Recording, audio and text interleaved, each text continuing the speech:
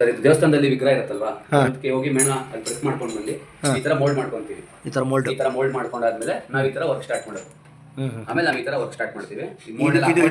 ಇದು ಮೋಲ್ಡ್ ಮಾಡ್ತೀರಾ? ಮೋಲ್ಡ್ ಮಾಡ್ಕೊಂಡು ಈ ತರ ಹೋಗಿ ಮೇಣ ಹೊತ್ಕೊಂಡ್ ಬಂದು ಸಿಮೆಂಟ್ ಹಾಕಿರೋದು. ಮೆಟಲ್ ಪೇಸ್ಟ್ ಒಂದು ಹಾಕ್ತೀವಿ, ಸಿಮೆಂಟ್ ಹಾಕ್ತೀವಿ. ತುಂಬಾ ಅರ್ಜೆಂಟ್ ಬೇಕು ಅಂದ್ರೆ ಮೆಟಲ್ ಪೇಸ್ಟ್ ಹಾಕೊಡ್ತೀವಿ. ಮೆಟಲ್ ಪೇಸ್ಟ್ ಇದು ತುಂಬಾ ಅರ್ಜೆಂಟ್ ಐಟಮ್, ತುಂಬಾ ಅರ್ಜೆಂಟ್ ಇದೆ ನಮಗೆ, ಆರಾಮಾಗಿ ಒಂದ್ ತಿಂಗಳು ಒಂದೂವರೆ ತಿಂಗಳು ಟೈಮ್ ಇದ್ದವರಿಗೆ ಸಿಮೆಂಟ್ ಹಾಕಿ ಮಾಡ್ಕೊಡ್ತೀವಿ. ಸಿಮೆಂಟ್ ಹಾಕಿ ಮೆಟಲ್ ಪೇಸ್ಟ್ ಮಾಡಿದ್ರೆ ಸ್ವಲ್ಪ ಎಕ್ಸ್ಟ್ರಾ ಚಾರ್ಜ್ ಆಗುತ್ತೆ.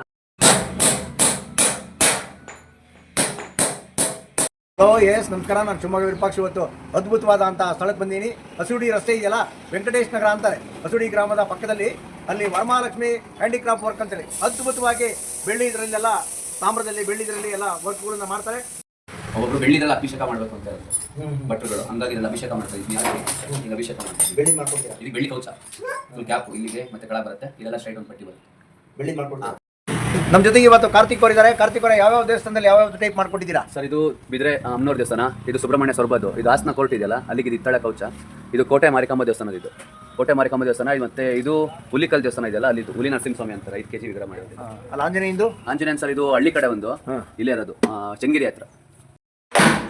ಎಲ್ಲ ವರ್ಷದಿಂದ ಇದು ಮಾಡ್ತಾ ಇದ್ದೀರಾ? 10 ವರ್ಷ ಆಯಿತು. ಎಲ್ಲಿ ಕಲ್ತಿತ್ತಾವು?